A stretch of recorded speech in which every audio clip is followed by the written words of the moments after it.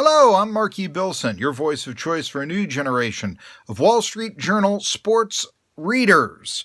And actually, although I know that the concept of covering sports at WSJ might be thought of to be a new thing to many readers or many people who know about the Wall Street Journal, I actually grew up reading Frederick C. Klein, or at least his book on sports, and it really did have an influence on me. The former Wall Street Journal writer who occasionally would do a column about sports, be it a feature on, say, the late Art Russ Jr., and that helped influence me to want to be a sports talk show host. Or I remember one time he wrote about a non-sports fan. What are sports like to a non-sports fan, which I could really relate to, having grown up in a single-parent household and a mother who does not care one bit about sports. So I was able to relate to it, and one of the things that was influential to me on Klein's writing was how the non-sports fan told him that even when he has tried to read a sports story in the newspaper, many times the story doesn't even identify what sport the writer is talking about or writing about, as the case may be.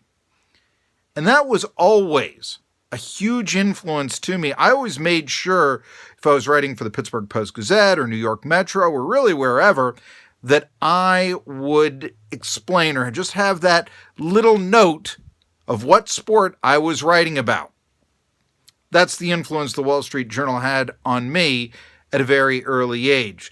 The influence I can have on the Wall Street Journal now is quite simple. You look for a good feature writer, someone who can bring out the personality or the hidden gems in an feature subject. I've always done that. Wrote features for 7 years for the Pittsburgh Post-Gazette on sports figures, oftentimes local sports figures, high school athletes, coaches, but also sometimes a bigger fish to fry. I can remember going up to Cleveland to interview Terry Francona the year the Red Sox won the World Series and writing about the challenge that he faced, and also growing up in Beaver County, Pennsylvania, and just, the challenge of growing up in an atmosphere in which all the steel mills are shutting down, and now he's challenged to, your job is to win the World Series for the first time in 86 years for the Boston Red Sox, and he succeeded. Is there a parallel? Well, I think there just might be, and I was able to write about that, for instance. The other thing that I really loved about your advertisement was talking about the crazy fandom of college sports fans.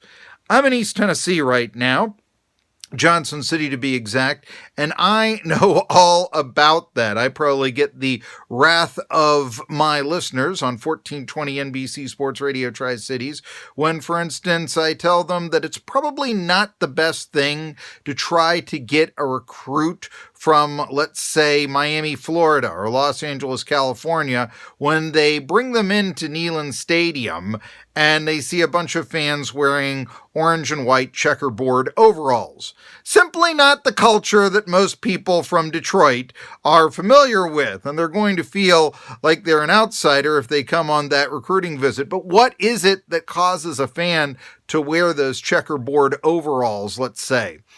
For that matter, what is the environment that would have beat writers covering the Tennessee Volunteers continually referring to the Vols as we? Journalistic sacrilege, and it's almost expected in the SEC.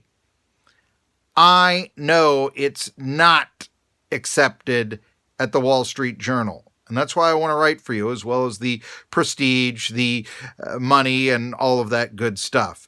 But it's the quality of my work that I think you'll find that is worthy of the Wall Street Journal. I'm Marky Bilson. I hope to hear from you soon about this exciting possibility of writing and covering college athletics for the WSJ.